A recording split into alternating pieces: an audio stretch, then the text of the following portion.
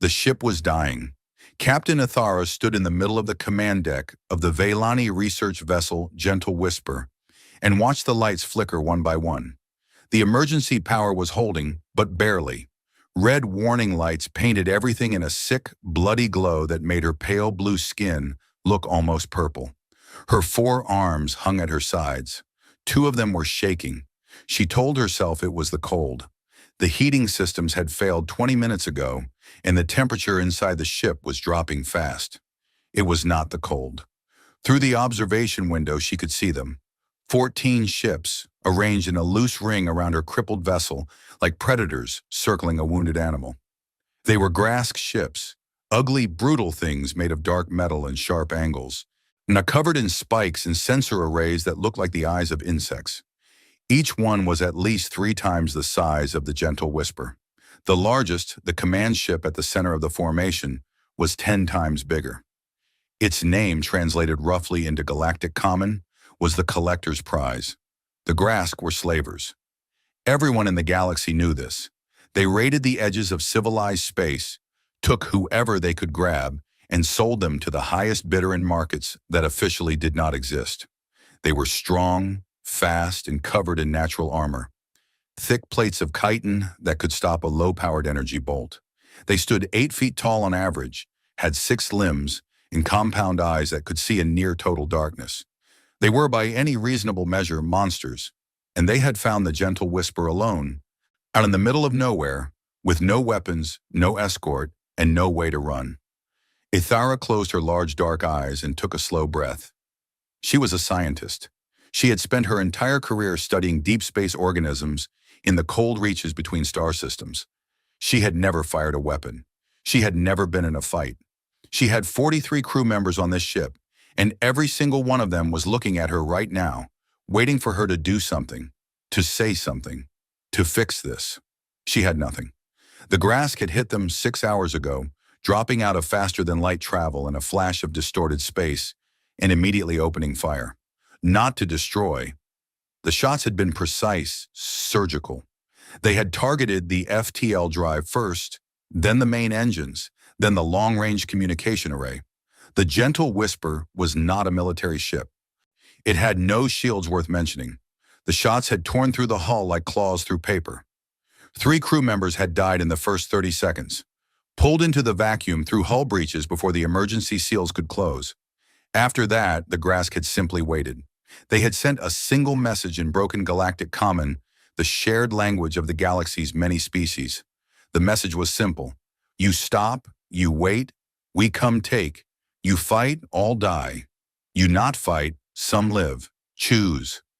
Ithara had chosen to wait, not because she was a coward, but because she had 40 crew members still alive, and fighting the Grask with a science vessel was not fighting. It was suicide. So she waited, and she thought, and she tried to find a way out. There was no way out. "Captain," said a voice from behind her. It was small and scared, and it cracked on the second syllable. Ithra turned to see Sulith, her youngest communications officer, standing at the remains of the comm station. Sulith was barely an adult by Vailani standards. Thin, with wide eyes that were even wider than usual right now, and hands that trembled as they moved across the broken console. "Captain, I think I can do something." "The comms array is destroyed," Ithara said. She tried to keep her voice steady. She did not entirely succeed. "You cannot send a message." "Not through the main array," Sulith said.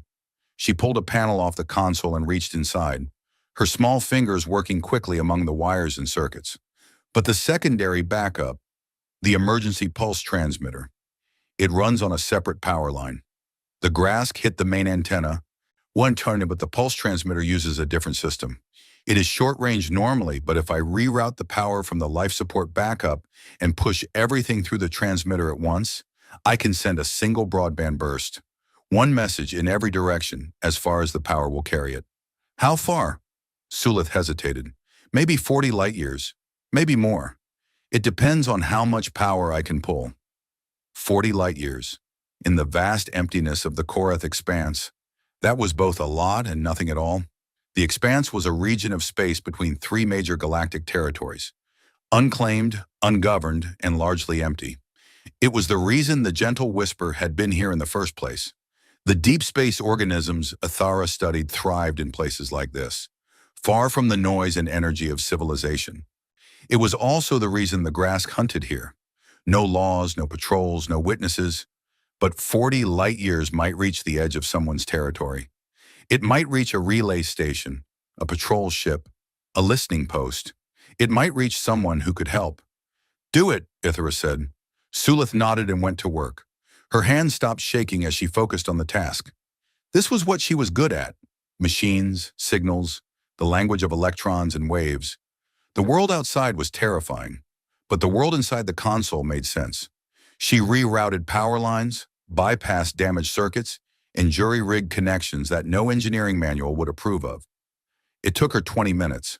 When she was done, she looked up at Athara. I need you to record the message, Captain. I can only send it once. After this, the transmitter will burn out. Ithra nodded.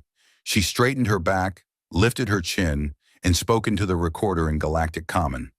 She gave their ship name, their species, their coordinates, and the nature of their situation.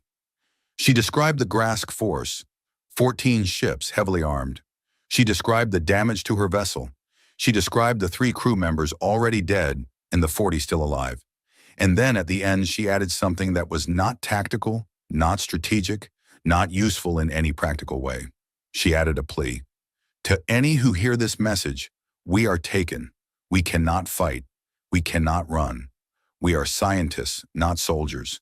There are 40 of us still alive. Please, if anyone is listening, please respond. Sulith sent the message. The transmitter screamed with power for exactly 1.4 seconds, pushing the signal out in a sphere of electromagnetic energy that expanded at the speed of light in every direction.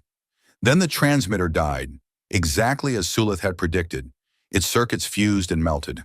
The message was gone. It was out there now, racing through the void, and there was nothing more they could do but wait. They did not have to wait long for the Grask. 2 hours after the signal was sent, the Grask boarding parties arrived. They came in armored shuttles that latched onto the gentle Whisper's hull like parasites, cutting through the outer plating with plasma torches.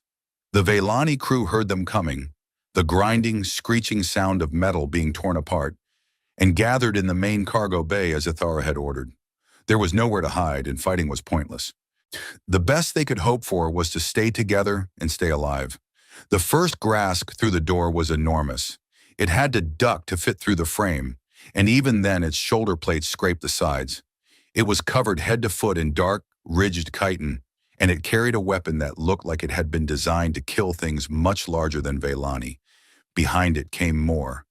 10, 20, 30 Grask warriors, filling the cargo bay with the sound of their clicking mandibles and the heavy thud of their armored feet. And behind them all came Scathus. Scathus the Collector was not the largest Grask in the room, but he was by far the most terrifying. He moved with a slow, confident ease that spoke of absolute power. His chitin was darker than the others, almost black, and covered in scars that he wore like decorations. His compound eyes swept the room, taking in the huddled Vaylani crew with the calm appraisal of a merchant examining goods. He stopped in front of Athara. She forced herself to look up at him. He was nearly 3 times her height. Captain, Scathus said. His galactic common was better than the message had suggested. Much better. You are the leader of these creatures? I am. Good. Then you understand what happens now. I understand what you want to happen, Athara said. Her voice was steady this time. Something about facing the worst things she could imagine had burned away the trembling. I do not agree to it. Scathus made a sound that might have been laughter. It sounded like rocks grinding together. Agreement is not required. You are cargo now, all of you. Vaylani fetch good prices. You are small. You are obedient. You have 4 arms for working. Very popular with buyers. He turned and gestured to his warriors. Begin sorting. Healthy ones in the first group. Injured in the second. Dead weight gets left behind. The Grask moved through the Vaylani crew like farmers sorting livestock. They grabbed crew members by the arms, examined their teeth, tested the flexibility of their limbs. Those who resisted were struck, not hard enough to cause permanent damage, because damaged goods were worth less, but hard enough to make it clear that resistance was meaningless. Ethera was grabbed, examined, and thrown to the ground when she tried to pull away. A grass boot pressed down on her back, pinning her to the cold deck. She lay there, cheek against the metal floor, and stared at the wall, and thought about the signal she had sent, and wondered if anyone had heard it, and if they had, whether they cared. Far away, the signal traveled. It reached the nearest major power first, the Conclave of Enlightened Worlds, a coalition of over 200 species that considered itself the moral and intellectual center of galactic civilization. The Conclave had the largest fleet in the quadrant, the most advanced technology, and a bureaucracy so vast that it had its own gravitational pull. The signal was received by a listening post on the edge of Conclave space. The operator on duty logged it, flagged it, and forwarded it to the Regional Emergency Response Coordinator. The coordinator reviewed it and forwarded it to the Central Emergency Committee. The committee held a meeting. The meeting lasted 4 hours. At the end of the meeting, a subcommittee was formed to review the jurisdictional implications of intervention in unclaimed territory. The subcommittee was given a deadline of 10 standard days to produce a report. Within 6 hours of receiving the signal, the Conclave had logged it, discussed it, filed it, and moved on. No ships were sent. No rescue was planned. The Karath expanse was outside their territory, and intervening would set a precedent that might obligate them to intervene in future incidents. The cost-benefit analysis did not support action. The signal reached the Tholmari hegemony next. The Tholmari were a species of tall, thin beings with silver skin and a culture built entirely around trade, profit, and economic calculation. They ran the largest commercial network in the galaxy. They were not cruel. They simply saw everything, including life. Watched in terms of value. A Tholmari intelligence analyst reviewed the distress call and prepared a brief for the hegemony's Strategic Commerce Council. The brief included an estimate of the military cost of a rescue operation, the economic value of a Vaylani science crew, and the potential diplomatic benefits of intervention. The numbers did not add up. A rescue would cost more than the Vaylani were worth, and the Vaylani had nothing of significant trade value to offer in return. The hegemony sent a formal diplomatic communication to the Vaylani government expressing deep concern for the safety of their citizens and offering to assist with negotiations for their release through appropriate diplomatic channels. Everyone who read the message understood what it actually meant. The Tholmari were not coming. The Rathani collective received the signal third. The Rathani were an insectoid hive mind species that operated on pure collective logic. They assessed the signal, determined that the Vaylani were not members of their collective and therefore not their responsibility. They did not reply. They did not even acknowledge receipt. One by one, the signal reached other civilizations, the Dothani, the Peluri, the Jun Keth, the Orvani Federation, the Melthari Republic. 27 species in total received the distress call from the Gentle Whisper. 27 species heard a ship full of scientists begging for their lives. 27 species did the math, checked their policies, consulted their lawyers, weighed the costs and the risks, and decided, each in their own way for their own reasons, that it was not their problem. When none of them responded, the signal kept traveling. It grew weaker as it spread, the energy thinning as it expanded across the vast emptiness of space. By the time it reached the outer edge of its range, it was barely more than a whisper, a faint, garbled fragment of data that most receivers would dismiss as background noise. But there was a listening post on the edge of a young species territory, a small, automated relay station anchored to an asteroid, bristling with antenna arrays and powered by a compact fusion reactor. The station was not elegant or advanced by galactic standards. It was, in fact, rather crude, bolted together with visible seams, covered in warning labels in a language that no other species in the galaxy could read, and running on software that was updated far more often than its hardware. When the station's designation was Outpost Echo 7, it belonged to the United Earth Navy. The signal arrived at Echo 7 at 0347 hours station time. The automated systems almost discarded it. The signal was weak, fragmented, and encoded in a format that the station's software did not natively recognize. But the UEN had learned, in its relatively short time among the stars, that signals from unknown sources in empty space were worth paying attention to. A subroutine flagged the transmission, ran it through a translation algorithm, and forwarded the decrypted result to the nearest manned facility. That facility was Anchor Station Thermopylae. The humans had named their stations after battles. Other species found this unsettling. The humans did not seem to understand why. At Thermopylae, the signal arrived on the desk of a communications technician named Petty Officer Reeves. Reeves read the decrypted message once, then read it again. Then she picked up the internal comm and called the watch commander. "Ma'am," she said, and her voice was flat and professional in the way that military people are trained to be when they are trying very hard not to feel what they are feeling. "You need to see this." The watch commander that night was Commander Lena Vasquez. Vasquez was 43 years old, with short black hair streaked with gray, dark eyes that had seen too much, and a face that rested naturally in an expression that most species in the galaxy would describe as intimidating. She had been in the United Earth Navy for 22 years. She had fought in the border wars, the Kepler Station incident, and the engagement at Tau Ceti that people still did not like to talk about. She was good at her job. She was tired. She was halfway through a cup of coffee that tasted like it had been recycled from engine coolant, which, given the state of Thermopylae's water filters, was not entirely impossible. She read the signal. She read it again. She put down her coffee. "Reeves," she said, "what's the source verification on this?" "Signal origin matches Korath expanse, ma'am. Coordinates check out. Species ID is Velani. There are no non-hostile research species flagged in our database. The signal encoding matches Velani emergency protocols. And the aggressors? Grask, ma'am. Based on the description, 14 ships, slaver configuration." The room got very quiet. Everyone on Thermopylae knew what the Grask were. And every human who served in this part of space knew what the Grask were. 2 years ago, the Grask had taken the Stellan Hope, a colony transport carrying 216 civilians, including 47 children. By the time the UEN had responded, the ship was a gutted wreck drifting in space. The colonists were gone, all of them. Intel suggested they had been sold into slavery across a dozen different markets in the galactic underworld. 47 children, gone. The UEN had never found them. It was an open wound that had never healed, a quiet fury that lived in the bones of every sailor and Marine who served on the frontier. It was the reason Standing Order 71 existed. Vasquez stared at the signal for a long time. Then she looked up. "Get me fleet ops," she said, "and wake up Colonel Chen. Or tell him his Marines have a job."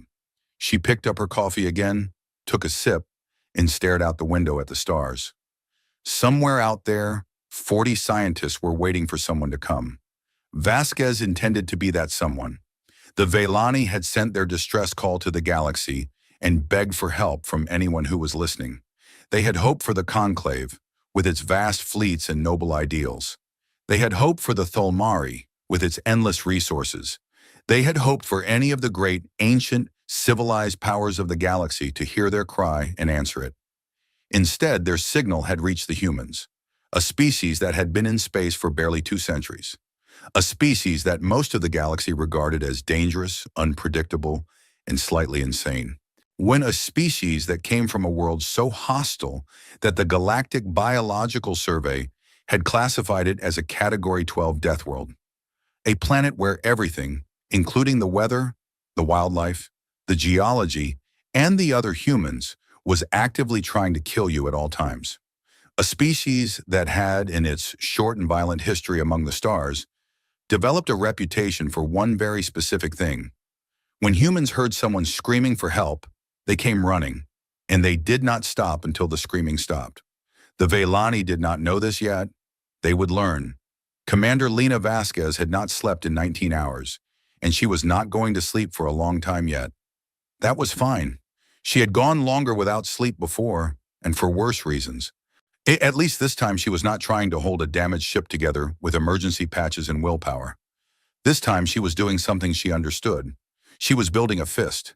The operations center of Anchor Station Thermopylae was a large room buried in the center of the station, behind layers of armor plating and blast doors. It was not a beautiful room. It had bare metal walls, harsh white lighting, and rows of workstations covered in screens and holographic displays. It smelled like recycled air, old coffee, and stress. It was the kind of room where decisions were made that decided whether people lived or died, and it looked like it. Vasquez stood at the central planning table, a large flat holographic display that showed a three-dimensional map of the local sector. The Karath expanse was marked in gray, a vast empty region between three colored territories. The Gentle Whisper's last known coordinates were marked with a red dot. The Grask fleet, based on the signal data, was marked with 14 smaller red dots around it. She stared at the map and did math in her head. Distance to target is approximately 18 light-years, said Lieutenant Commander Okafor, her tactical officer, a tall man with a shaved head and a voice that sounded like gravel being poured into a bucket. He stood on the other side of the table, pulling up data on a tablet. At maximum FTL, our fastest ships can make that in approximately 36 hours. The heavier ships, the cruiser and the medical ship, will take closer to 42. That's too long, Vasquez said. The Grask don't sit still. If they finish sorting the captives, they'll split the fleet and scatter to different markets. Once they scatter, we'll never find all of them. Agreed, ma'am, but physics doesn't care about our timeline. Physics never does. Vasquez leaned on the table and studied the map. What's the fastest we can get a meaningful force to those coordinates? Okafor tapped his tablet. If we send the destroyers ahead at maximum burn and have the cruiser and support ships follow, the destroyers can be on target in 34 hours. The rest of the battle group arrives 6 to 8 hours later. The destroyers alone against 14 Grask warships? Not ideal, ma'am. Not ideal is a polite way of saying suicidal, Okafor. Yes, ma'am. Vasquez straightened up and crossed her arms. She was not a tall woman, 5'6", compact, with the kind of build that suggested she had spent a lot of time doing physical things in uncomfortable places. But she had a presence that filled rooms. When she looked at someone, they felt it. All right, she said, let's talk about what we have. What they had was Anchor Station Thermopylae's assigned Rapid Response Force, a small but capable collection of warships kept on standby for exactly this kind of situation. The UEN had learned after the Stellan Hope that keeping forces ready to move on short notice was not optional. It was survival. Vasquez pulled up the fleet roster. The flagship was the UEN Achilles, a Prometheus-class heavy cruiser. It was 240 meters long, armored like a fortress, and carried enough firepower to reduce a small moon to rubble. It was not fast, it was not elegant, and it was not subtle. It was a hammer, and it was very good at being a hammer. Its captain was Commander David Park, a quiet, careful man who had the unusual talent of being both extremely cautious and extremely aggressive, depending on the situation. Next were the three Wolfpack-class destroyers, the UEN Fang of Morning, the UEN Iron Promise, and the UEN Razor's Edge. They were small, fast, and mean. Where the Achilles was a hammer, the Wolfpacks were knives. They were designed for one thing, getting close to enemy ships and tearing them apart. Each one carried a crew of 60 and enough weapons to fight things 5 times their size. Their captains were young, aggressive, and slightly crazy, which was exactly the kind of person who volunteered to command a Wolfpack. Then there was the UEN Silent Reckoning, a Spectre-class electronic warfare frigate. The Silent Reckoning was the strangest ship in the group. It carried almost no conventional weapons.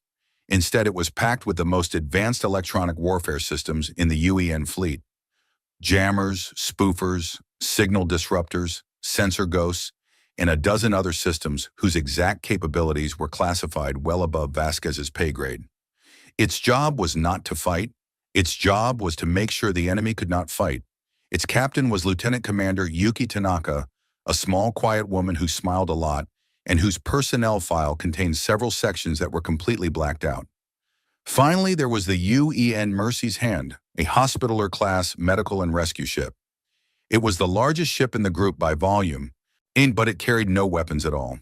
Instead, it carried 6 surgical theaters, 200 medical beds, a full xenobiology lab, and a crew that included some of the best trauma doctors and combat medics in human space. Its commanding officer was Captain Sarah Okoye, a former battlefield surgeon who had once performed an emergency amputation on a Marine during an engagement while the ship she was on was being hit by enemy fire. She had not stopped cutting. And then there were the Helldivers. Marine Assault Company Helldivers, officially designated as the 3rd Rapid Assault Company.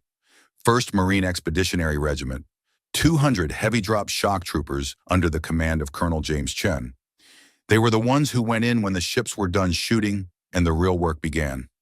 Each Marine wore a suit of powered exo-armor that turned a human being, already one of the most dangerous predators to ever evolve on any known planet, into something that most species in the galaxy would classify as a natural disaster. Colonel Chen was in the operations center now, standing beside Vasquez and studying the tactical display with a calm, focused expression of a man who was very good at violence and who had long since made peace with that fact. He was in his 50s, lean and hard, with gray hair cut short and hands that were scarred and steady. He had been a Marine for 30 years.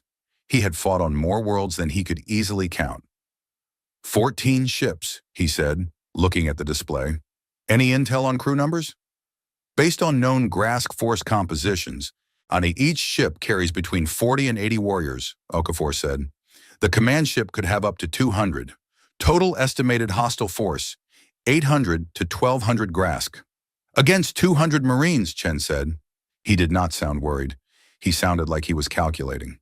Your Marines won't be fighting all of them, Vasquez said. The fleet will handle the space engagement. Your job is the boarding action, the ship holding the captives. We need those people alive, Colonel. Understood. Chen looked at the display for another moment, then nodded slowly. We've trained for this. The armor gives us an advantage in close quarters. The Grask are strong, but they're not fast, and they don't adapt well to changing situations. If we can get inside their ship before they organize a proper defense, we can take them apart room by room. Can your people handle the drop? Vasquez asked. Chen almost smiled. Almost. Commander, my people have been dropping onto hostile ships and hostile planets since before the Grask knew we existed. We can handle the drop. The drop. It was the Helldiver's signature, and the thing that made every other species in the galaxy look at humans with a mixture of awe and horror. Instead of docking with a target ship or using shuttlecraft like civilized species, the Helldivers launched themselves at the target in individual drop pods. Each pod was barely large enough for one armored Marine. They were fired from the launching ship like projectiles, accelerated to high speed, and slammed into the hull of the target vessel. The pods had hardened penetration tips that could punch through most ship armor, and each Marine carried a plasma torch to cut their way through whatever the pod could not break. It was, by any reasonable standard, insane. The pods had minimal shielding, minimal guidance, and the margin for error was measured in centimeters. A pod that hit at the wrong angle would bounce off and send the Marine spinning into space. A pod that hit a reinforced section would crumple and kill its occupant. A pod that hit too close to a reactor or a fuel line would explode. Humans did it anyway. They had calculated the risks, decided they were acceptable, and then trained until the death rate dropped to something they considered manageable. The rest of the galaxy called it reckless. Humans called it Tuesday. Vasquez authorized the deployment under Standing Order 71. And the order had been created specifically for situations like this. Confirmed Slaver activity against sentient beings. It gave field commanders the authority to engage without waiting for approval from Earth or the Admiralty. The bureaucrats and politicians had argued about it for months before it was signed. The military had pushed for it with a single, unified voice. The Stellan Hope had made the argument for them. The order's official title was Authorization for Immediate Action Against Confirmed Hostile Slaver Elements. Its unofficial name, the one that every sailor and Marine knew, was simply the promise. The promise that what happened to the Stellan Hope would never happen again. The promise that the next time someone screamed for help, the answer would not be silence. Within 90 minutes of Vasquez reading the distress signal, the battle group was moving. The Achilles undocked from Thermopylae first, its massive engines glowing blue-white as it pulled away from the station and oriented toward the Korath expanse. The three Wolfpack destroyers followed, forming a loose triangle formation around the cruiser. The silent reckoning slipped away last from the main group, almost invisible against the stars, running dark and quiet as it always did. The Mercy's hand brought up the rear, its white hull marked with the red cross that humans used to signify medical ships. A symbol that most alien species did not understand, but had learned to associate with humans who would not shoot at you. On the Achilles, Commander Park stood on the bridge and reviewed the tactical plan for the third time. And he was a careful man. He did not like surprises. The plan was straightforward, as the best plans usually were. The silent reckoning would arrive first, using its stealth systems to get close to the grass formation without being detected. It would map the enemy positions, identify the ship holding the captives, and prepare its electronic warfare systems. When the main force arrived, the reckoning would blind the Grask fleet, kill their sensors, jam their communications, scramble their targeting systems, and the Achilles and the Wolfpacks would do the rest. Simple, clean, violent. Park liked simple plans. Complex plans had too many places where things could go wrong, and things always went wrong. The key was to make the plan simple enough that when things went wrong, and they would, the people executing the plan could adapt without losing the thread.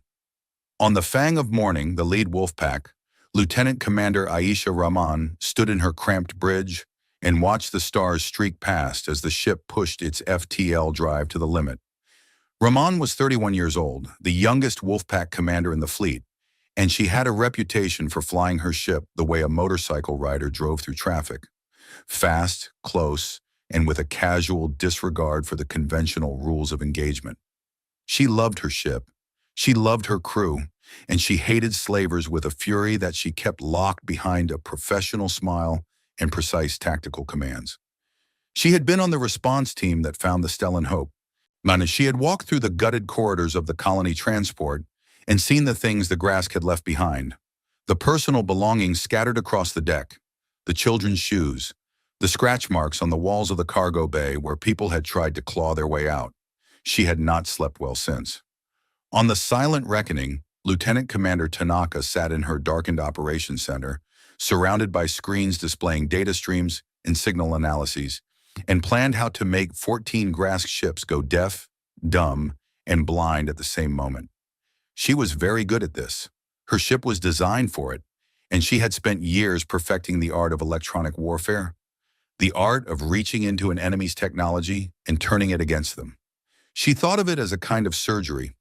You found the nerve, and you cut it. When the Grask used a standard communication and sensor system that the UEN had studied extensively after the Stellan Hope, Tanaka knew its weaknesses. She knew its frequencies, its protocols, its failure modes. She had spent months building countermeasures specifically for Grask technology. She had never had the chance to use them. She was looking forward to it. And in the drop bay of the Achilles, 200 Marines checked their armor, tested their weapons, and prepared their drop pods. The bay was loud. The clank of metal, the hiss of pressure seals, the low murmur of conversation. The Marines were professionals. They did not waste energy on bravado or speeches. They checked their gear, reviewed their assignments, and made sure the person next to them was ready. Sergeant First Class Kofi Asante sat on the bench beside his drop pod and field-stripped his rifle for the fourth time. It was a nervous habit, and he knew it was a nervous habit, and he did not care. The repetitive motion calmed his hands and focused his mind. He was 36 years old, born in Accra, Ghana, on a planet that most galactic species would refuse to land on if they understood how dangerous it was. He had been a Marine for 14 years. He had a wife named Adwoa and a son named Kwame, who was 7 years old. When the Stellan Hope had been taken, 47 of the missing colonists had been children. 7 of them had been the same age as Kwame. Asante finished reassembling his rifle, locked the chamber, and set it down. He pulled up the mission briefing on his helmet display and read it one more time. Eared boarding action, hostage rescue, 40 Velani captives being held on a Grask slaver ship. Rules of engagement, lethal force authorized against all hostile combatants. Priority 1, recover the captives alive. He closed the display and looked around the drop bay at his fellow Marines. They were quiet, focused, ready. Some of them were writing messages to family members. a tradition before every major operation. Some were praying, some were simply sitting still, eyes closed, running through the mission in their minds. None of them had hesitated when the orders came. None of them had asked why they were risking their lives for a species they had never met, in a part of space that was not their territory, for people who had not asked specifically for human help. The question had not even occurred to them. Someone was in trouble. Someone had asked for help. That was enough. 40,000 light years away, on 100 different worlds, the great civilizations of the galaxy continued their business. The Conclave's subcommittee was still deliberating. The Tholmari were reviewing their diplomatic communication for proper formatting. The Rathani had already deleted the signal from their records. 27 species, representing trillions of sentient beings, went about their lives without a second thought for the 40 scientists slowly dying in the Korath expanse. None of them knew what was coming. None of them understood what they had done by staying silent. They had created a vacuum, an empty space where help should have been but was not. And nature, as humans like to say, hated a vacuum. Something always rushed in to fill it. In this case, what rushed in was 5 human warships carrying over 1,000 sailors, soldiers, and doctors, all moving at faster than light speed toward a confrontation that no one had authorized them to seek and no one could stop them from reaching. The galactic community had been given a test, and they had failed it. They had heard a cry for help, and they had looked away. They had done the reasonable thing, the practical thing, the thing that made sense when you weighed the costs against the benefits. The humans had not done the reasonable thing. Humans rarely did. They had heard the cry, and they had started running toward it without stopping to calculate whether it was worth the trouble. This was, depending on your perspective, either humanity's greatest flaw or its greatest strength. The galaxy was about to find out which. And in the darkness of the Achilles Bridge, Commander Park stared at the stars ahead and counted down the hours until they arrived at the Korath expanse. Behind him, his crew worked with quiet efficiency, running system checks and preparing for combat. The ship hummed with the deep, steady vibration of engines pushing at maximum power. Park thought about the signal. He thought about the voice of a Vaylani captain, speaking in careful galactic common, asking someone, anyone, to help. He thought about how that voice must have sounded in the dark, knowing that the odds of anyone hearing it were almost zero, and sending it anyway. Because what else could she do? What else was there when everything else was gone, except to reach out into the void and hope that someone was listening? He thought about the Stellan hope. He thought about the 47 children. He thought about the promise that every person in the UEN had made, spoken or unspoken, after that day. Never again. The fleet flew on through the dark. 72 hours had passed since the Gentle Whisper had been taken, and Captain Ithara was learning what it meant to be cargo. The Grask had moved most of the Vaylani crew off the Gentle Whisper and onto Skethus's command ship, the Collector's Prize. The holding area was deep in the belly of the vessel, a large cold room with metal walls, metal floor, and metal ceiling, lit by a single strip of dim yellow light that ran along one wall. The air smelled wrong. It smelled like grask, a sharp chemical odor that reminded Ithara of industrial cleaning fluid mixed with something organic and rotten. When the temperature was set for grask comfort, which meant it was far too hot for Vaylani. Several of her crew had already begun to show signs of heat stress, dull eyes, dry skin, shallow breathing. There were 37 of them left. 3 had died in the initial attack. 3 more had been taken away during the sorting and had not come back. Ithara did not know where they were. She tried not to think about it. She failed. Her face hurt. One of the Grask warriors had struck her during the sorting process when she had stepped between him and Sulith. The blow had been casual, almost lazy, a backhand from a limb that was thicker than Ithara's entire body. It had knocked her off her feet and sent her sliding across the deck. Her left cheekbone was cracked. She could feel it grinding when she moved her jaw. One of her 4 eyes on that side was swollen shut, the tissue around it dark purple and puffy. She had gotten back up. The Grask had seemed surprised by this, not impressed. The Grask were not capable of being impressed by anything a Vaylani did, but surprised. the way one might be surprised if a piece of furniture suddenly moved on its own. Ithara had stood up, placed herself between the warrior and Sulith again, and stared up at the massive creature with her 3 remaining functional eyes. The warrior had looked at her for a long moment, mandibles clicking thoughtfully, and then moved on to the next crew member. It was not mercy. It was indifference. She was not worth the effort of hitting twice. Now Ithara sat against the wall of the holding area, with Sulith pressed against her side.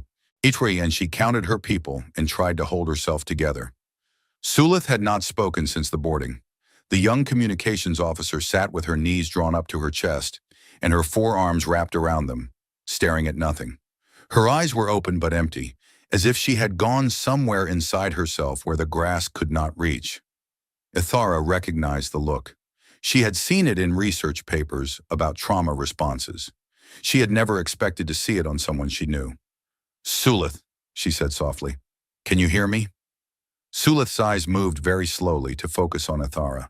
She did not speak, but she nodded. It was small. It was something. "I need you to stay with me," Ithara said. "Can you do that?" Another nod. "Good, that is good." Ithara put one of her arms around the girl's thin shoulders and held her. "We sent the signal. Someone may have heard it. We have to stay alive long enough for help to come." Even as she said it, she did not believe it. She had studied enough galactic politics to know how the major powers operated. The Conclave would form a committee. The Tholmari would calculate costs. The other species would look away. No one was coming. She was lying to Sulith, and Sulith probably knew she was lying, and she did it anyway because lies were all she had left to give. Above them, on the command deck of the Collector's Prize, Skethis the Collector was in an excellent mood.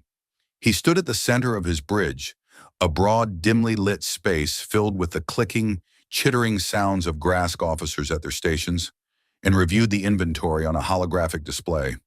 40 Velani captured, 37 still viable. E3 had been too badly damaged during boarding and had been disposed of. The remaining 3 that had been separated during sorting were being held in a different section of the ship. They were young, healthy, and would fetch premium prices at the markets on Korthak Station. The total estimated value of the cargo was approximately 400,000 galactic trade units. Not his best haul, but respectable. Velani were always in demand. Their small size made them easy to control.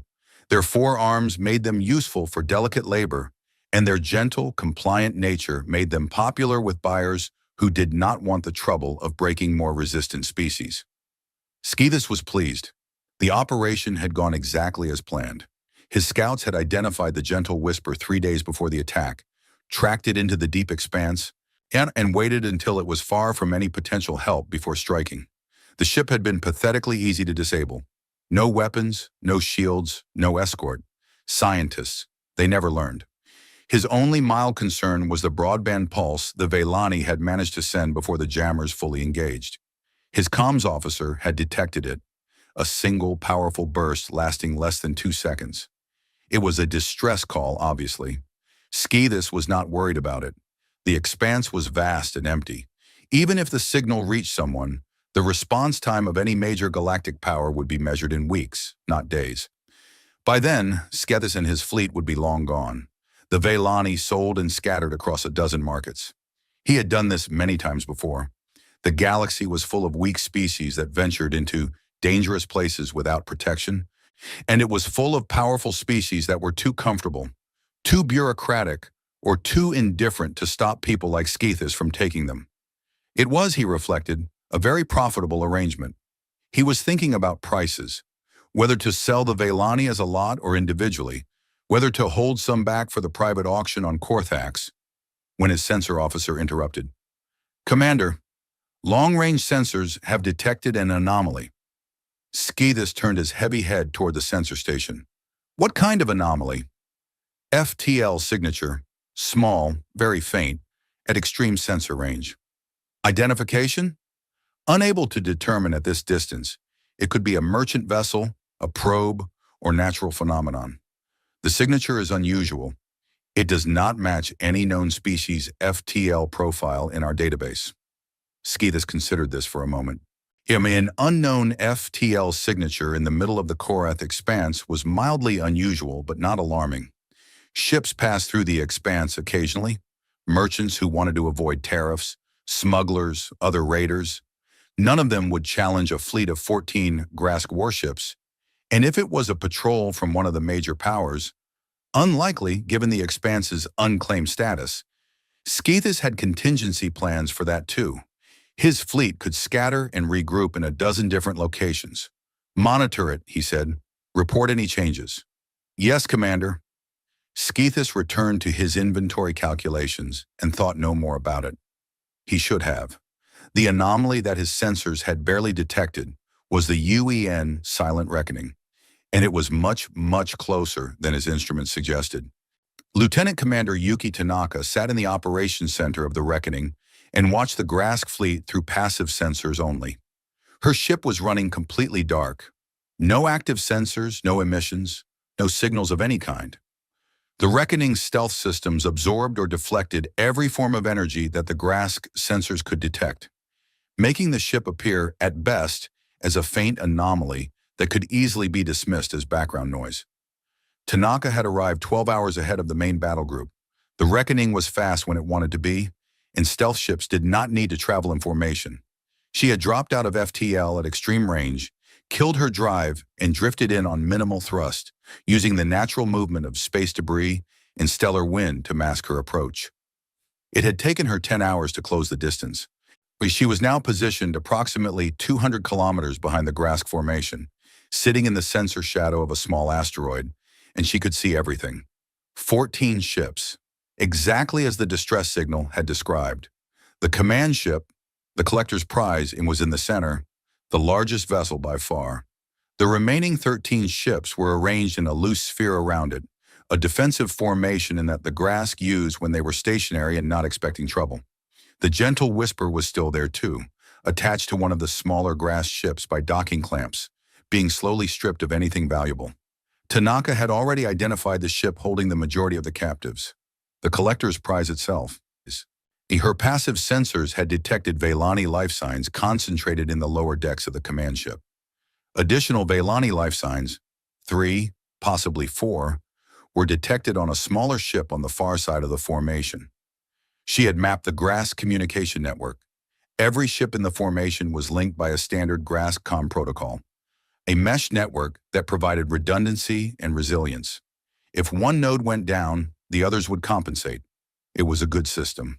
Against most adversaries, it would be difficult to jam effectively. Tanaka had spent 2 years designing countermeasures specifically for this system.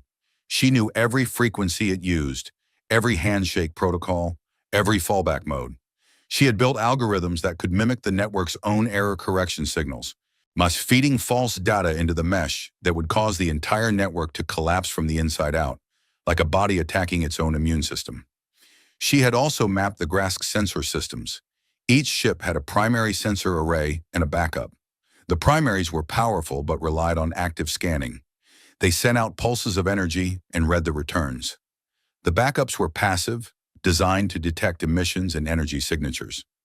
Tanaka's plan was to overwhelm the active systems with a flood of false returns while simultaneously blinding the passive systems with a directed burst of electromagnetic noise across every frequency the Grask could detect. The result would be total sensory blackout. Every Grask ship would lose the ability to see, hear, or communicate at the same moment.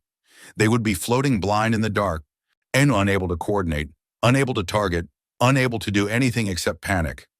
And then the rest of the fleet would arrive. Tanaka checked the countdown on her display. The main battle group was 4 hours out. She settled deeper into her chair, watched the Grask fleet drift in peaceful ignorance, and waited.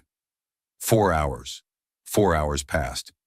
At 0600 hours, Korath Expanse local time, the Achilles and its escorts dropped out of FTL at the edge of the engagement zone, approximately 50,000 kilometers from the Grask formation. At that distance, even the Grask's sensors would detect them within minutes. On the bridge of the Achilles, Commander Park watched the holographic tactical display update in real time as data from the silent reckoning flowed in through a tight beam laser link that the Grask could not detect. So he could see every enemy ship, every defensive position, every weakness that Tanaka had identified over the past 12 hours. "All ships, report readiness," Park said. The responses came quickly, clipped and professional. "Fang of Morning ready. Iron Promise ready. Razor's Edge ready. Silent Reckoning in position. EW package loaded and standing by. Mercy's Hand, standing by at safe distance. Helldivers, loaded and locked," came Colonel Chen's voice from the drop bay. 200 Marines in the tubes. Ready on your word." Park nodded to himself. He opened the fleet-wide channel and then switched to the broad-spectrum channel, the one that the Grask would hear. "This is Commander Park of the United Earth Navy Battle Group Achilles. Our transmitting on open frequency to all Grask vessels in the Karath Expanse. I have been authorized to deliver the following message." He paused. Not for dramatic effect, although it had that effect. He paused because he wanted to make sure every word was clear. "You are holding sentient beings against their will. This is a violation of the Universal Rights Accord and the United Earth Navy Code of Engagement. You will release all captives immediately. You will power down all weapon systems. You will prepare to be boarded for inspection. You have 15 minutes to comply. This is your only warning. There will not be a second one." He closed the channel and sat back in his chair. On the Collector's Prize, the message arrived like a thunderclap. Skeethus stood at his bridge and listened to the human's words with a mixture of amusement and contempt. He pulled up his sensor display and examined the contacts. 5 ships, 5 small ships against his 14. The largest, the one calling itself Achilles, was significant but not overwhelming. The others were tiny, and there was something else at the edge of his sensors, a faint ghost that might be a 6th ship, but it kept flickering in and out of detection. Probably a sensor error. 5 ships. Skeethus laughed, and the sound filled the bridge, a harsh, grinding noise that made his officers look up from their stations. "Humans," he said. "I have heard of them. Deathworlders. Aggressive. Foolish." He turned to his communications officer. "Send a response. 1 word." The word he sent was a Grask battle-cant obscenity. Roughly translated, it suggested that the humans should perform an anatomically impossible act and then leave before Skeethus decided to add them to his inventory. On the Achilles, Park read the translated response, nodded once, and glanced at the countdown timer he had started when he delivered the ultimatum. 14 minutes and 12 seconds remaining. "He thinks we're bluffing," Okafor said from the tactical station. "He'll learn," Park said. The minutes passed slowly. On the Grask ships, warriors moved to battle stations with the casual confidence of a force that outnumbered its enemy nearly 3-1. Weapon systems powered up. Shield generators hummed. Skeethus arranged his fleet into an offensive formation, a forward wedge designed to concentrate firepower on the largest enemy ship and destroy it quickly. Breaking the human formation. It was a solid tactic. Against any of the galaxy's major powers, it would have been effective. The Conclave fought in orderly lines. The Tholmari fought in geometric formations. Every major species in the galaxy fought according to doctrines that were hundreds or thousands of years old, refined and polished until they were elegant, efficient, and predictable. Humans had been fighting in space for less than 200 years. Their doctrine was not elegant, it was not polished, it was not predictable. It was built on a single principle that humans had learned on their homeworld over thousands of years of killing each other in every environment their planet could offer. The enemy's plan is only a problem if the enemy can execute it. At 14 minutes and 47 seconds, Tanaka pressed a button. Every electronic warfare system on the Silent Reckoning fired simultaneously. The Grask communication mesh received a flood of false handshake signals that cascaded through the network, causing each node to reject the data from every other node. The mesh collapsed in on itself in less than 3 seconds. 14 ships lost the ability to talk to each other at the same instant. At the same moment, the Reckoning's directed EMP arrays hit every Grask sensor system, primary and backup, with a focused blast of electromagnetic energy tuned precisely to the frequencies those sensors operated on. Active scanners received a wall of false returns so dense that their processors could not sort real data from garbage. Passive sensors were flooded with noise across every band they could detect. The Grask fleet went blind, deaf. mute. On the bridge of the collector's prize, every screen went dark or filled with static. The holographic tactical display dissolved into noise. Officers shouted in confusion, their mandibles clicking in the rapid staccato pattern that indicated alarm. Skeethus roared for a status report and received nothing but chaos. At 15 minutes exactly, the Achilles fired its main batteries. The first salvo hit the lead ship of the Grask Wedge formation, a heavy raider that had been positioning itself to spearhead the attack on the human cruiser. The shot struck the ship's forward section with the force of a small earthquake. The Grask ship's shields held for approximately 1.5 seconds before collapsing. The second volley punched through the unshielded hull and detonated the ship's forward ammunition magazine. The ship broke apart in a silent, expanding cloud of fire and debris. The battle had begun, and the Grask, blind and deaf and cut off from each other, were not ready for what came next.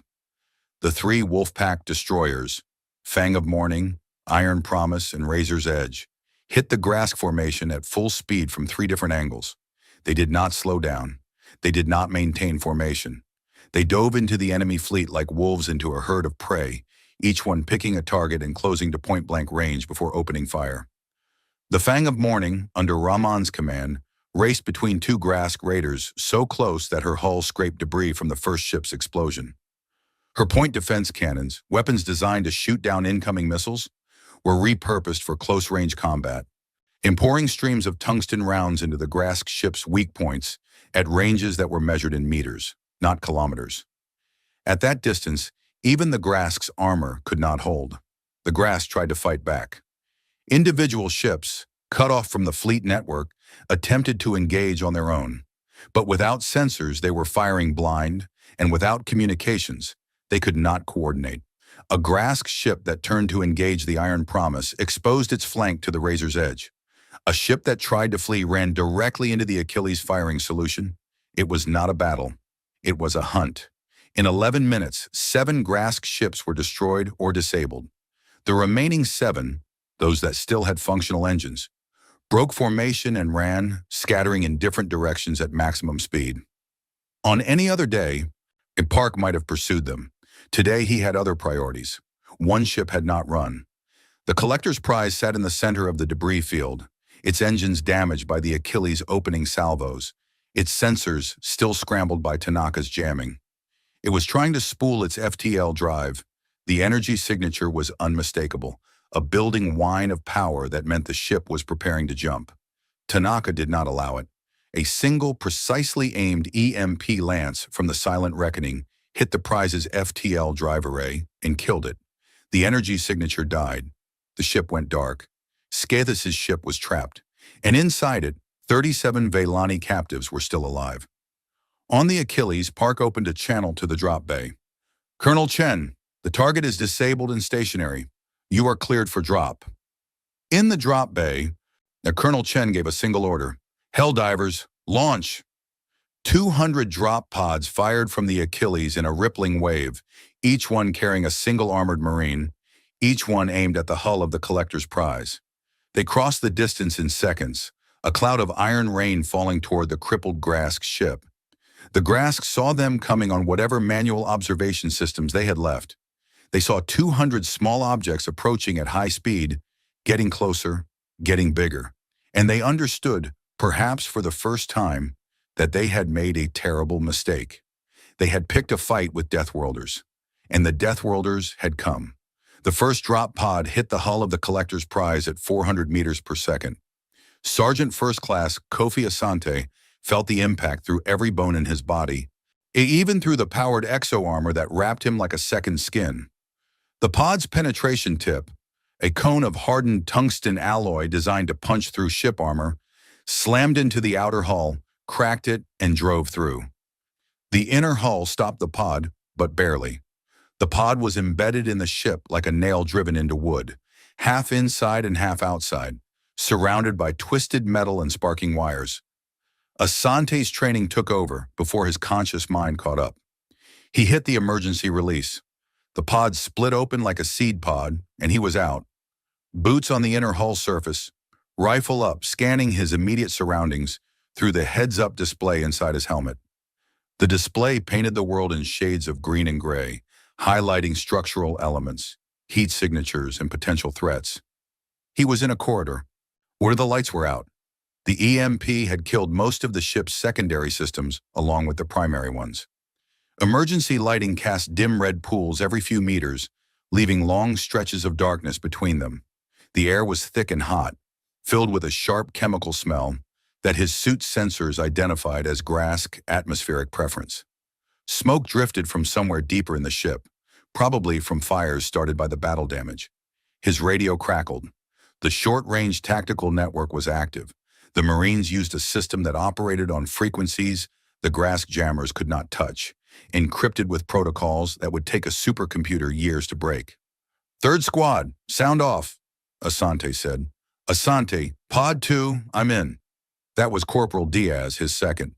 "Pod 3, in. Minor hull breach near my entry point. Sealed with foam. Private Okonkwo." "Pod 4, in. I'm one deck above you, Sarge. I can see a stairwell."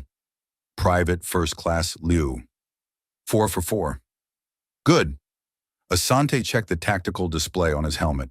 Across the ship, other squads were reporting in. Of the 200 Marines who had launched, 187 had made successful penetrations.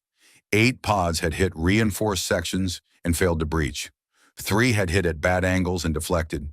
2 were not responding, which meant the Marines inside were either dead or their communications had been damaged. 187 Marines inside a ship with an estimated 800 to 1,000 Grask warriors. The math was not in their favor. Then again, the math rarely was, and the Marines had something the Grask did not: powered exo armor, night vision, thermal imaging, coordinated communications, and 2 years of cold, patient fury. Colonel Chen's voice came over the command channel, calm and steady as always. "All squads, this is Helldiver Actual. Situation update. The target ship has been disabled. Primary and backup power are offline. The Grask are operating on emergency systems only. They have no sensors, no comms, and no lights except emergency strips. We have full tactical advantage. Priority 1 is the main holding area. Lower deck 7, center section. That is where the majority of captives are located. All squads converge on that position. Secondary objective, 3 to 4 additional captives are being held on the ship's upper decks, section 12. Alpha and Bravo squads handle that. Everyone else move to deck 7. Watch your targets. The captives are Veilani, small, 4 arms, blue skin. Do not shoot the blue people. Chen out." Asani almost smiled at that last part. Almost. "Third squad, on me," he said. "We're heading down." They moved. Moving through the interior of a Grask warship was like moving through the inside of a giant insect. The corridors were built for creatures 8 feet tall and 4 feet wide, so there was plenty of room for the armored humans, but the architecture was wrong in ways that were hard to describe. The walls were curved and ridged, covered in a material that looked like dried resin. The floors were textured with small bumps and grooves that the Grask used for traction with their clawed feet. The air tasted wrong even through the suit's filters. Everything was built at a scale and in a style that told the human brain, on some deep level, that this was not a place made for things like them. Asante's squad moved in a diamond formation. Asante on point, Diaz and Okonkwo on the flanks, Liu covering the rear. They communicated with hand signals and short tactical bursts on the radio. Their boots made almost no sound on the resin floor. The armor's noise-dampening systems absorbed the impact of each step. In the darkness, with their black armor and closed helmets, they were shadows, heavily armed shadows. They encountered the first Grask 30 seconds in. The warrior came around a corner 10 meters ahead, moving fast, a weapon in 2 of its 6 limbs. It was huge, easily 8 feet tall, its chitin plates gleaming dull brown in the emergency lighting. Its compound eyes caught the faint light and reflected it back in 1,000 tiny points, like a cluster of stars. The Grask saw them. For a moment, maybe a full second, it froze. It had never seen anything like the figures standing in its corridor. They were the wrong shape, the wrong size, and they moved with a fluid, alien grace that did not belong on a Grask ship. They looked like something out of a nightmare. Dark, faceless, armored, with weapons that glowed faintly in the red light. The Grask raised its weapon. Asante shot it twice in the center mass. The rounds, high-velocity tungsten penetrators, punched through the chitin armor plate and into the body beneath.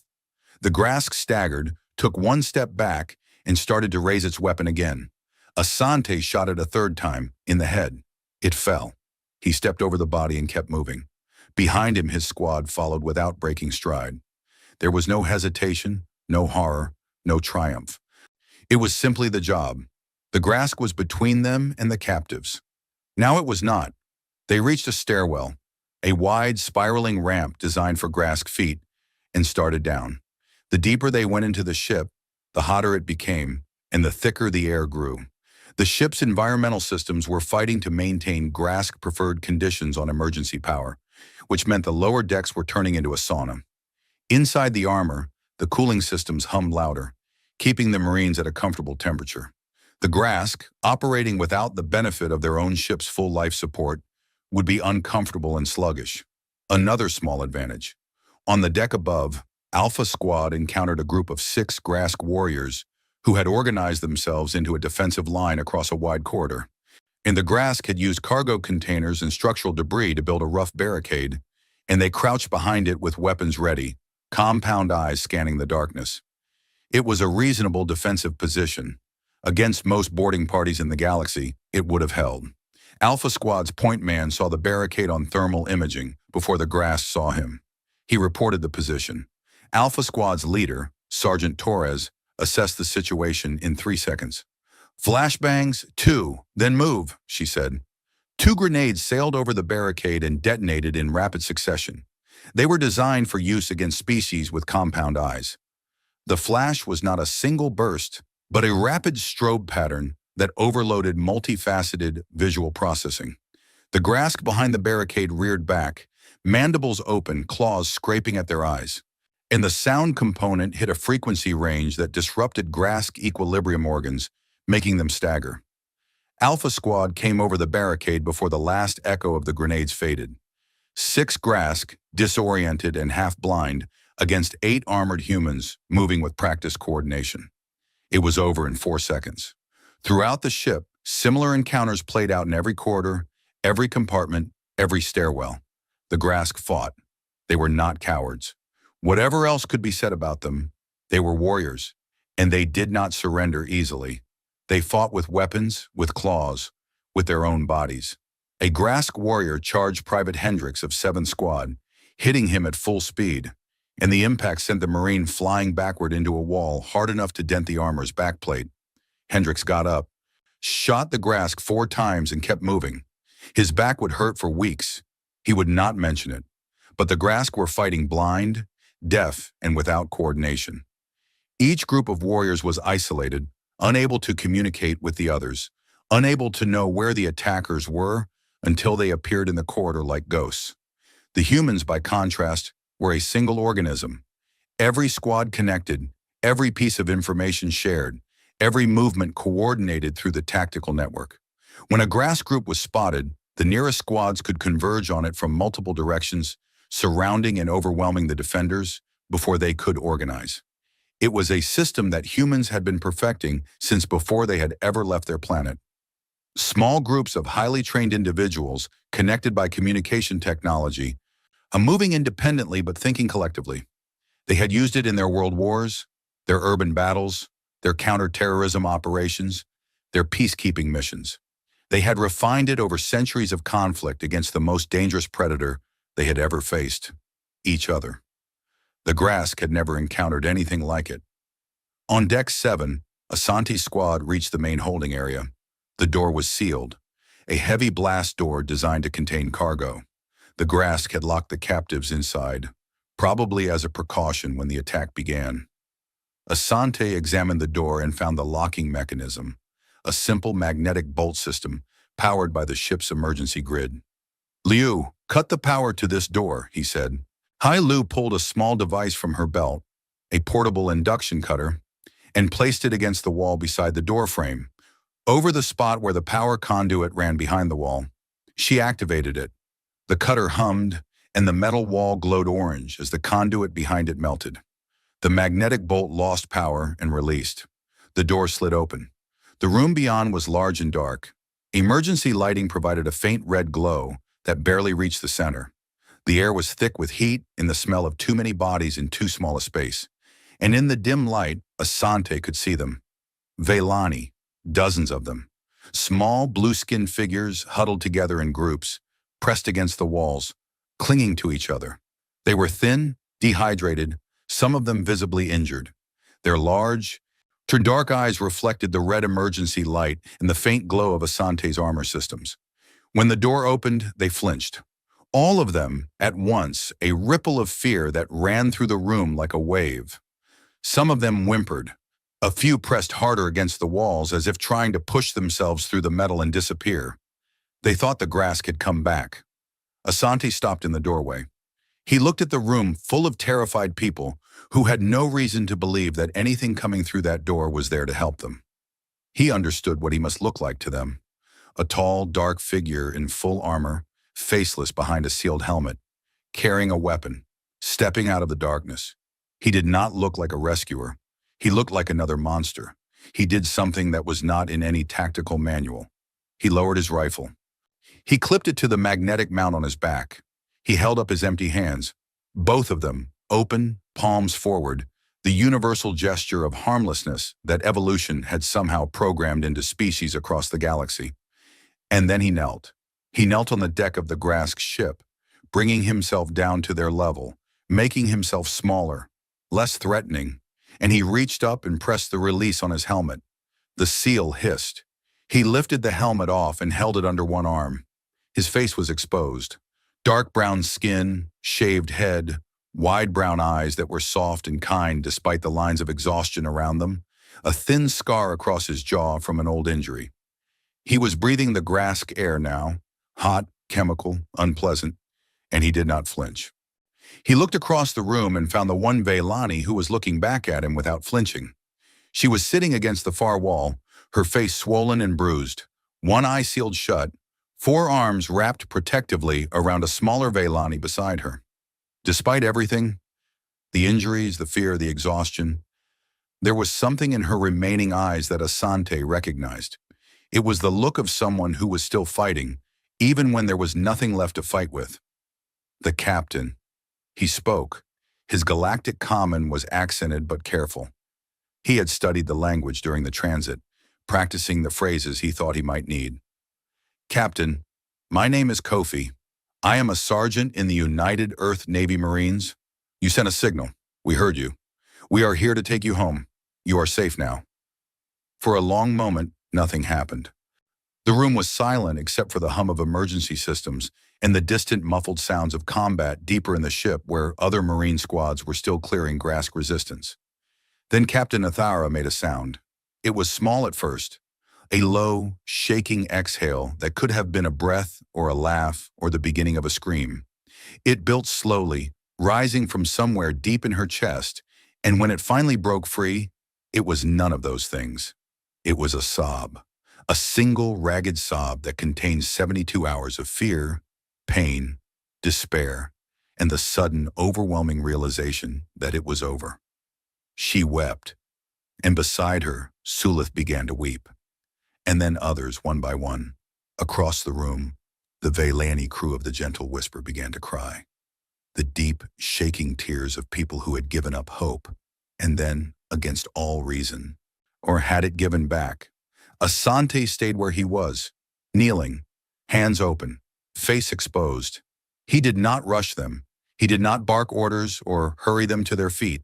He waited because he understood that these people needed a moment to feel safe, a moment to stop being cargo and become people again. And that moment was more important than any tactical timeline. Behind him, his squad stood in the corridor and guarded the door, weapons up, facing outward. They could hear the crying through the open door. None of them spoke. Private Lou blinked several times, rapidly behind her helmet visor, and was glad that no one could see her face. After a minute, maybe two, Ithra collected herself. She wiped her eyes with two of her four hands, took a shaking breath, and looked at Asante. "How?" she asked. Her voice was raw and broken. Or how are you here? We sent the signal to everyone. No one answered. We answered, Asante said simply. But you are, she struggled for the word. You are the Deathworlders, the restricted species. The galactic databases say you are dangerous. Asante looked at her for a moment. Then he smiled. It was a warm, tired smile that reached his eyes and softened his entire face. Yeah, he said. We are, but not to you.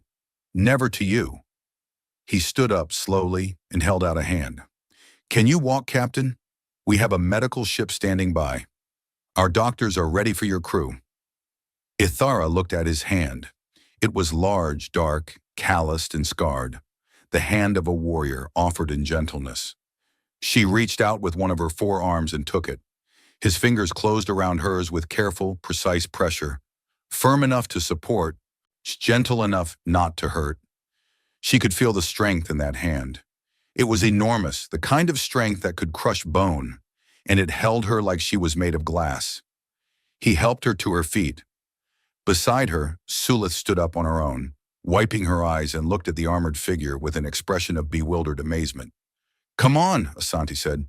Let's get out of here. He put his helmet back on, retrieved his rifle, and led the Vaylani crew out of the holding area. His squad formed around them. 2 Marines in front, 2 behind, the Vaylani in the center. They moved through the corridors of the Grask ship, past the bodies of fallen warriors, past the scorch marks and bullet holes, and the evidence of the battle that had raged through the vessel's arteries. The Vaylani stared at the fallen Grask as they passed. These were the creatures that had terrorized them, beaten them, sorted them like animals. And here they lay, still and silent, brought down by the people walking beside them. The Vaylani looked at their rescuers, the dark, armored figures moving with smooth, easy confidence through a ship full of dead monsters, and tried to understand what kind of species could do this. What kind of world produced people who could fight like this and then kneel down and speak softly to strangers in a dark room? They did not understand. Not yet, but they would. The rest of the ship was being cleared. Other squads had secured additional sections, and the sounds of combat were growing fainter as the Grask resistance collapsed. Some Grask warriors surrendered, dropping their weapons and pressing themselves flat on the deck in the Grask gesture of submission. They were secured with restraints and left under guard. Others fought to the end and were dealt with accordingly. On the upper decks, Alpha and Bravo squads found the 3 separated Vaylani captives. They were in a small room that had been prepared for special handling, a term that Asante did not want to think about too carefully. The 3 Vaylani were terrified but alive and unharmed beyond the psychological damage. Alpha Squad's medic gave them water and wrapped them in thermal blankets, and they were escorted to join the rest of the crew. In total, the boarding action lasted 47 minutes from the first pod impact to the last Grask resistance being neutralized. 187 Marines had boarded the ship. 184 walked out. 3 Marines had been killed, 2 by Grask weapons fire in close quarters, and 1 when a section of ceiling collapsed on her during a firefight. 11 Marines were wounded, 2 of them seriously. 40 Vaylani had been captured. 37 were recovered alive. 3 had been killed by the Grask before the humans arrived. Their names were Pelor, Vashan, and Torik. Ithara would carry those names for the rest of her life. The Mercy's hand moved into position beside the collector's prize, extending docking tubes to transfer the rescued crew. Captain Sarah Okoyo and her medical teams were ready. They had spent the entire transit studying Vaylani physiology, preparing treatment protocols, adjusting their equipment for 4 armed patients with different blood chemistry and different bone structure. The Vaylani were brought aboard the Mercy's hand one at a time, carefully, gently. Each one was met by a human medic who spoke to them in Galactic Common, explained what was happening, and asked for their consent before touching them. The medics moved with a softness that seemed impossible from the same species that had just torn through a Grask warship like a storm. Ithara was the last to board. She stopped at the docking tube entrance and looked back at the collector's prize, the ship that had been her prison, floating dark and broken against the stars. Then she looked at Asante, who stood beside the tube in his armor, helmet under his arm, watching her with those quiet, kind eyes. Sergeant Kofi, she said. Yes. Oh, Captain? Thank you. She said it in her own language first, then in Galactic Common, and then she tried to say it in the human language she had heard the Marines using among themselves. She got the pronunciation wrong, but the intent was clear. Thank you, Asante nodded. You're welcome, Captain. Go get some rest. You've earned it. She turned and walked through the docking tube into the Mercy's hand, into warmth and light in the hands of people who would heal her. Behind her, the door closed, and the darkness of the Grask ship was gone. In the drop bay of the Achilles, the surviving Marines sat on their benches and began the long, slow process of coming down from combat. They removed their armor, piece by piece, and stacked it carefully. They cleaned their weapons. They checked on each other, not with words necessarily, but with looks, with nods, with a hand on a shoulder. 3 empty benches, 3 sets of armor that would not be worn again.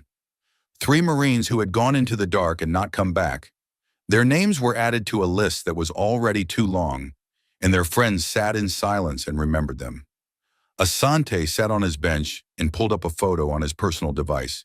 His wife Adwa and his son Kwame standing in front of their house in Accra on a warm day smiling at the camera. Kwame was holding a soccer ball and grinning with the gap-toothed smile of a 7-year-old who did not know that the galaxy was full of monsters. Asante looked at the photo for a long time. Then he closed it, put the device away, and went to write letters to the families of the 3 Marines who had died. That was his job, too. All of it was his job. Outside the ship, in the cold silence of the Korath expanse, the wreckage of 7 Grask ships drifted among the stars. The collector's prize hung dark and powerless, a hollow shell. The gentle whisper was still attached to its captor by docking clamps, battered but intact. In the UEN battle group sat in the middle of it all, 5 small ships in a sea of debris, quiet and watchful. The battle was over, but the war, the one that would be fought with words and politics and the slow, grinding machinery of galactic civilization, was just beginning. The medical bay of the UEN Mercy's hand was warm, clean, and smelled like disinfectant. After 3 days in the stinking hold of a Grask slaver ship, Captain Ithara thought it was the most beautiful place she had ever been. She lay on a bed that had been adjusted for her body, lowered, narrowed, with supports for her 4 arms, and a pillow shaped to accommodate the structure of a Vaylani skull. A human doctor had examined her within minutes of her arrival, running a handheld scanner over her body with the focused calm of someone who knew exactly what she was doing. The doctor's name was Lieutenant Chen, no relation to the Marine colonel, she had explained with a small smile.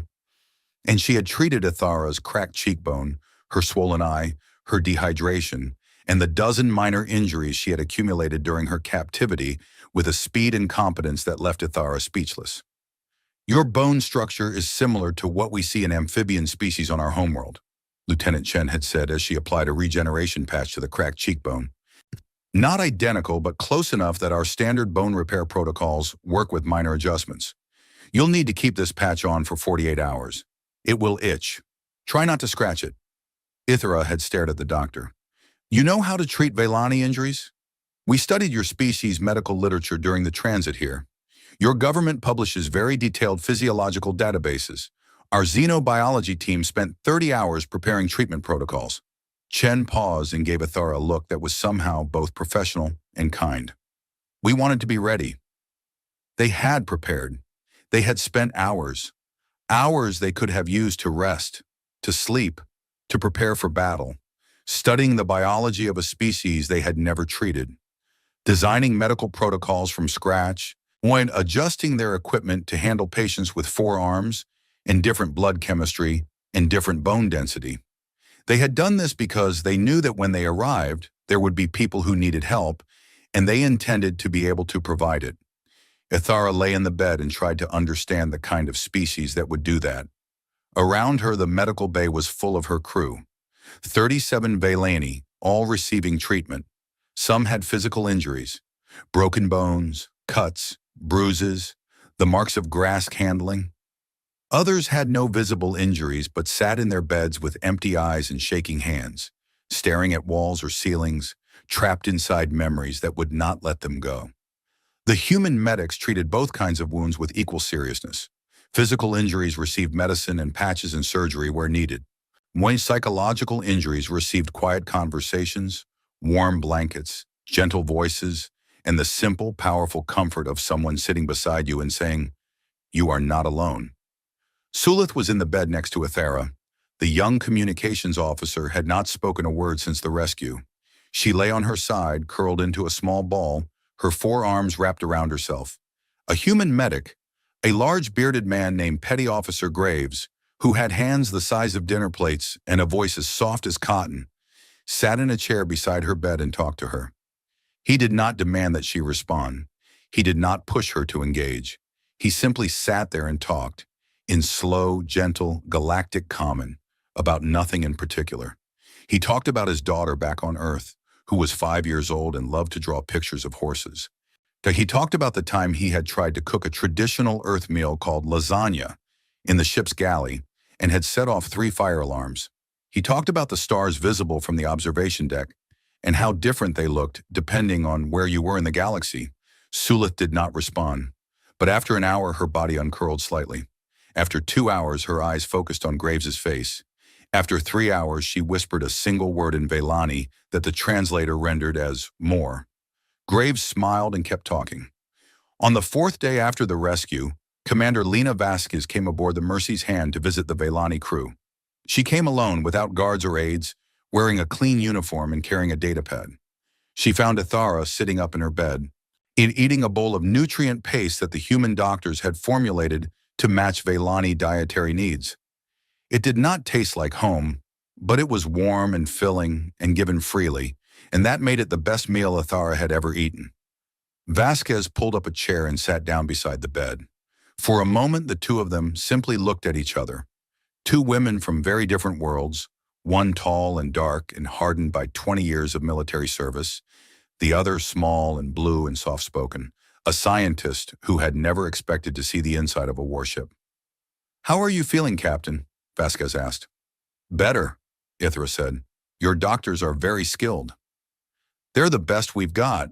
If anyone can patch your crew up, it's Okoye's people." There was a pause. Ithra set down her spoon and looked at the human commander with the careful, searching gaze of a scientist examining a specimen she did not fully understand. "Commander Vasquez, I need to ask you something." "Go ahead. Why did you come?" Vasquez blinked. She tilted her head slightly, as if the question did not quite make sense. "You sent a distress signal. You were in danger." We responded. "Yes, but why?" "We sent that signal to everyone, to every species in range. We have since confirmed this. Our signal was received by 27 different civilizations. The Conclave received it. The Tholmari received it. The Rythani received it. All of them heard us. None of them came." Ithara's voice was steady, but her eyes were not. "You are the smallest power in this region of space. You have been among the stars for less than 200 years. You have no treaty with the Velani. You have no obligation to us. You owe us nothing. And yet you sent a fleet. You risked your people's lives. 3 of your soldiers died." She paused. "Why?" Vasquez was quiet for a long time. She leaned back in her chair and looked at the ceiling of the medical bay, where the lights hummed softly behind their panels. When she spoke, her voice was different, quieter, less official, more personal. 2 years ago, a ship called the Stellan Hope was taken by the Grask. It was a colony transport, carrying civilians, families, children. By the time we got there, the ship was empty. Everyone was gone. 216 people. We never found them. She looked at Ithara. 47 of them were children. Ithara said nothing. She could see the weight of those numbers in the human's eyes, a weight that had not diminished with time, that sat behind the commander's professional composure like a stone at the bottom of a river. "After the Stellan Hope, we made a decision," Vasquez continued. "Not a political decision, not a strategic decision, a human decision. We decided that the next time someone called for help, we would be there. Period.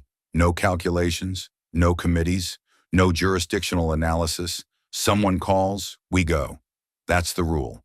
That's the promise." "The promise," Ithara repeated. Yeah, Standing Order 71. We call it the Promise. Vasquez's jaw tightened slightly.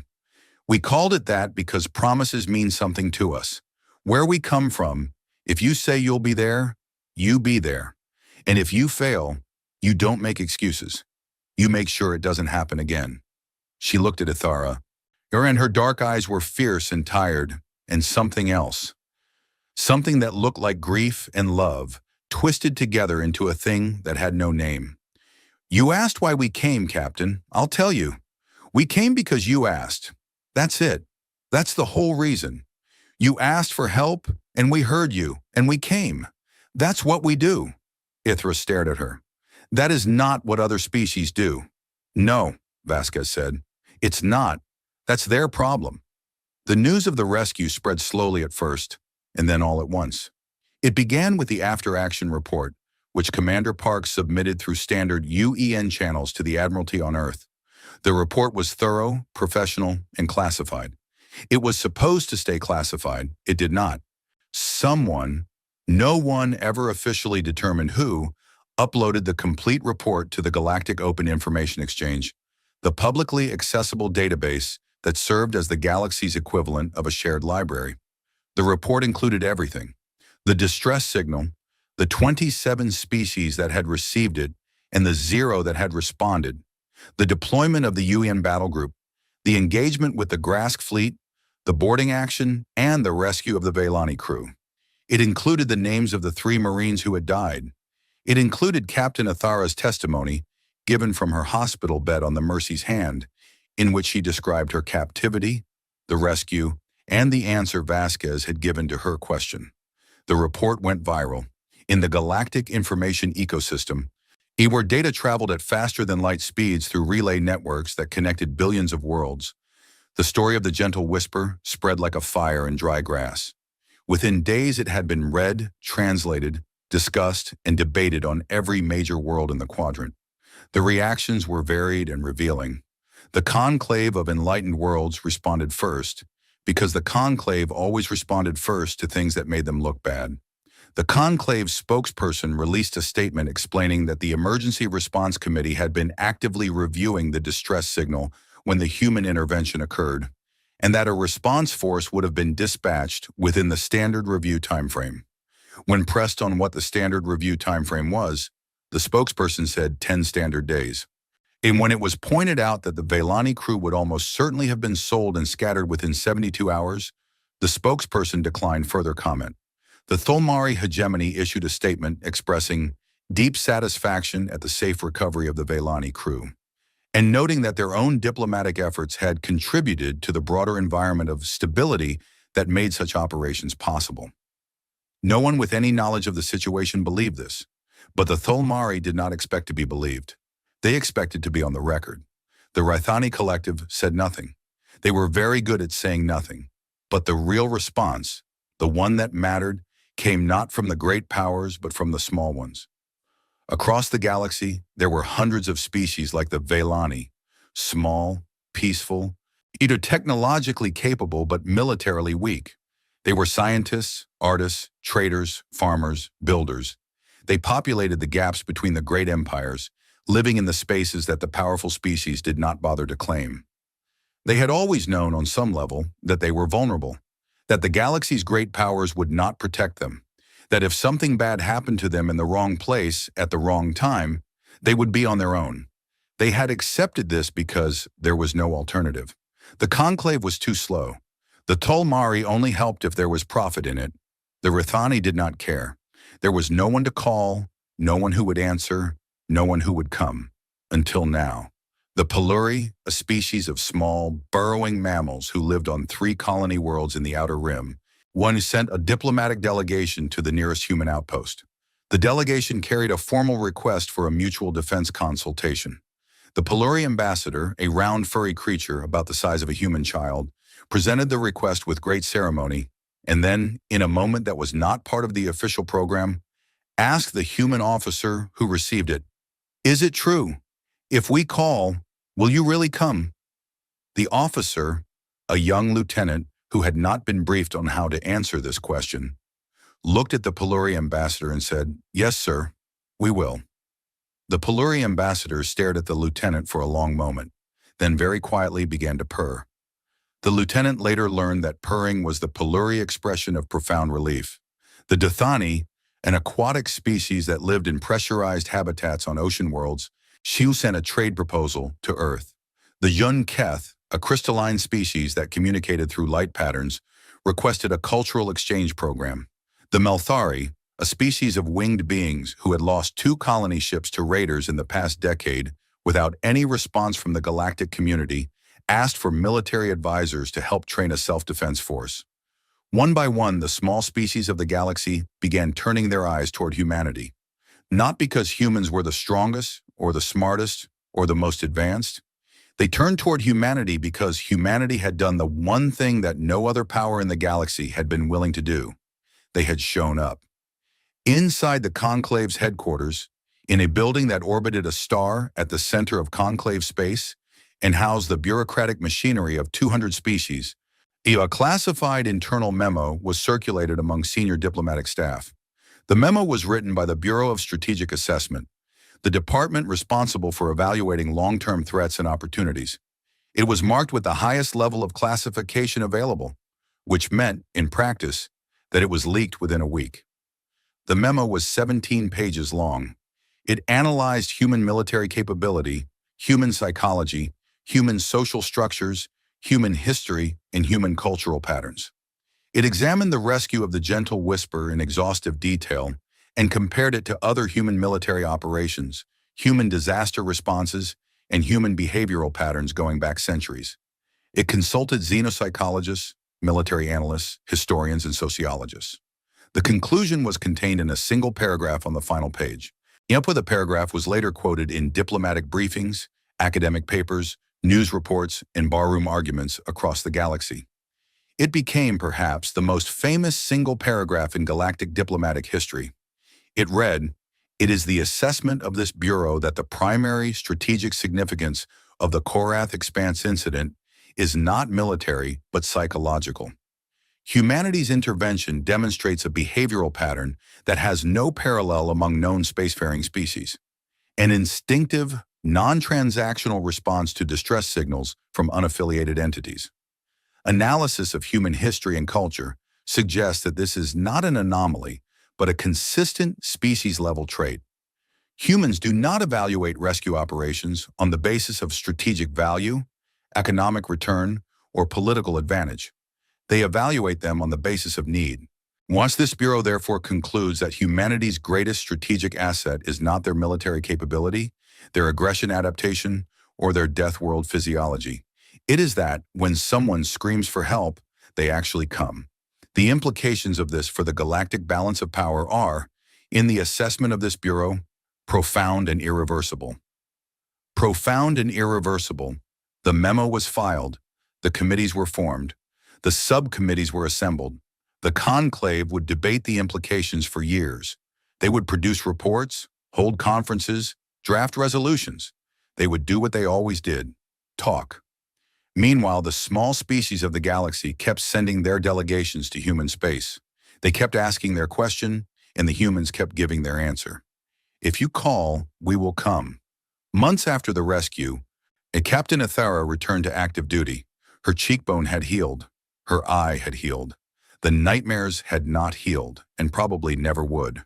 But she had learned to live alongside them, the way humans lived alongside the dangerous creatures of their homeworld, with respect, with caution, and without letting them stop her from doing what needed to be done. She had learned that from the humans, too. She was assigned to a new ship, a Vaylani research vessel named the First Light, and she requested specifically and repeatedly that her first mission be in partnership with a human escort vessel. The Vaylani government, still processing the diplomatic implications of the rescue, granted the request. The escort ship was the UEN Iron Promise, one of the Wolfpack destroyers that had fought in the Korath Expanse. Its captain, Lieutenant Commander Aisha Rahman, met Athara at the docking port when the First Light arrived at the rendezvous point. Rahman was younger than Athara had expected, barely 30, with sharp eyes, a quick smile, and hands that moved with the nervous energy of someone who was always thinking 3 steps ahead. "Captain Athara," Rahman said, extending a hand in the human greeting gesture. "It's an honor to meet you." Athara took the hand. She had practiced the gesture. "The honor is mine, Commander. You fought to save my crew." "We all did, Captain. That's the job." They stood for a moment, two women from two very different worlds, connected by an event that had changed the course of galactic history. Then Rahman grinned. A bright, fierce, slightly wild grin that made her look even younger. "So," she said, "where are we going?" Ithara smiled back. It was the first real smile she had managed since the gentle whisper. "Into the deep. There are things out there worth studying, Commander, and this time I intend to come home." "You will," Rahman said. "I guarantee it." And Ithara believed her, because humans made promises and humans kept them. It was the simplest thing in the galaxy, and the rarest and the most powerful. Far away at Anchor Station Thermopylae, Commander Lena Vasquez sat in her office and worked through the mountain of paperwork that the rescue had generated. Reports to file, commendations to write, requisitions to submit, diplomatic inquiries to answer. The galaxy had questions, and someone had to provide the answers, and that someone was apparently her. She finished the last report at 0200 hours, signed it with a tired hand and sent it off. Then she stood up, stretched her back, and walked to the small observation window in her office. The stars were bright and cold and infinite, the way they always were. Somewhere out there, the galaxy was changing, slowly, clumsily, in the way that galaxies always changed, not through grand declarations or dramatic turning points, but through small acts accumulated over time that gradually shifted the balance of what was possible and what was expected. One rescue, one fleet, one promise kept. It was not enough to change everything. It was enough to start. Vasquez poured herself a cup of recycled coffee, still terrible, still the only coffee available, and took a sip. She set the cup down, looked at the stars one more time, and went back to work. Somewhere out in the dark, another signal was already traveling, a faint voice calling out from nowhere, asking if anyone was there, if anyone could hear, if anyone would come. And at Anchor Station Thermopylae, at Outpost Echo 7, at listening posts and relay stations scattered across the edge of human space, the receivers were on. Someone was always listening. And when the call came, when it came, not if, the answer would be the same answer it had always been, since the first human had heard the first cry in the first dark night on a dangerous world circling a small yellow star. "We hear you. We are coming. Hold on."